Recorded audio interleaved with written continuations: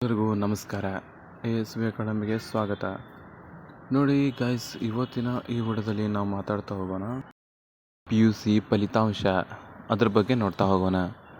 March 2025 ದ್ವಿತೀಯ PUC ಪರೀಕ್ಷೆ 1 ಅನ್ನು ನಡೆಸಲಾಗಿತ್ತು. ದಿನಾಂಕ 1/3/2025ರಿಂದ 20/3/2025ರವರೆಗೆ ನಡೆಸಲಾಗಿತ್ತು.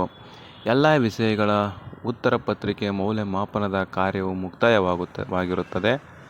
ದ್ವಿತೀಯ PUC ಪರೀಕ್ಷೆ 1ರ ಫಲಿತಾಂಶ ಪ್ರಕಟಿಸುವ ಈ ಸಂಬಂಧ ದಿನಾಂಕ 8/4/2025 ಅಂದರೆ ಇವತ್ತು ಮಧ್ಯಾಹ್ನ 12:30 ಗಂಟೆಗೆ ಕರ್ನಾಟಕ ಶಾಲಾ ಪರೀಕ್ಷೆ ಮತ್ತು ಮೌಲ್ಯ ನಿರ್ಣಯ ಮಂಡಳಿಯಲ್ಲಿ ಮಾನ್ಯ ಸಚಿವರು, ಶಾಲಾ ಶಿಕ್ಷಣ ಮತ್ತು ಸಾಕ್ಷರತಾ ಇಲಾಖೆ ಇವರ ಅಧ್ಯಕ್ಷತೆಯಲ್ಲಿ ಸುದ್ದಿಗೋಷ್ಠಿಯನ್ನು ಕರೆಯಲಾಗಿದೆ.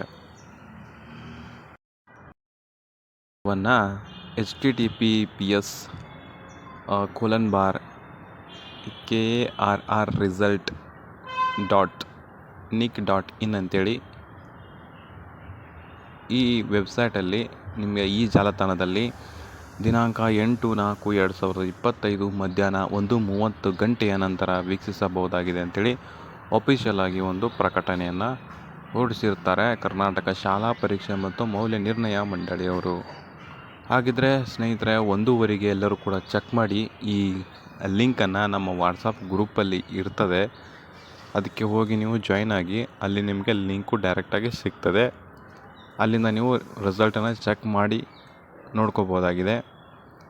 1:30ಕ್ಕೆ ಎಲ್ಲರೂ ಕೂಡ ಚೆಕ್ ಮಾಡ್ಕೊಳ್ಳಿ ನಿಮ್ಮ ಫಲಿತಾಂಶವನ್ನು. ಯಾರ್ಯಾರು ಎಲ್ಲ ಪಾಸ್ ಆಗಿರ್ತೀರೋ ಸೊ ಖುಷಿಯಾಗಿರಿ. ಯಾರು ಪಾಸ್ ಆಗಿಲ್ವೋ ವರಿ ಮಾಡ್ಕೊಳ್ಳೋಂಥ ನೆಸೆಸಿಟಿ ಇಲ್ಲ. ಇದೊಂದು ಜಸ್ಟ್ ಎಕ್ಸಾಮ್ ಆಗಿರ್ತದೆ. ಸೊ ಮತ್ತಷ್ಟು ಹೆಚ್ಚಿನ ವಿಡಿಯೋ ಆ್ಯಂಡ್ ಅಪ್ಡೇಟ್ಸ್ಗಳಿಗಾಗಿ ಚಾನಲ್ಗೆ ಫಾಲೋ ಮಾಡಿ, ಸಬ್ಸ್ಕ್ರೈಬ್ ಮಾಡಿ, ಶೇರ್ ಮಾಡಿ, ಲೈಕ್ ಮಾಡಿ ಅಂತ ಕೇಳ್ಕೊಳ್ತಾ ಎಲ್ಲರಿಗೂ ಕೂಡ ಧನ್ಯವಾದಗಳು.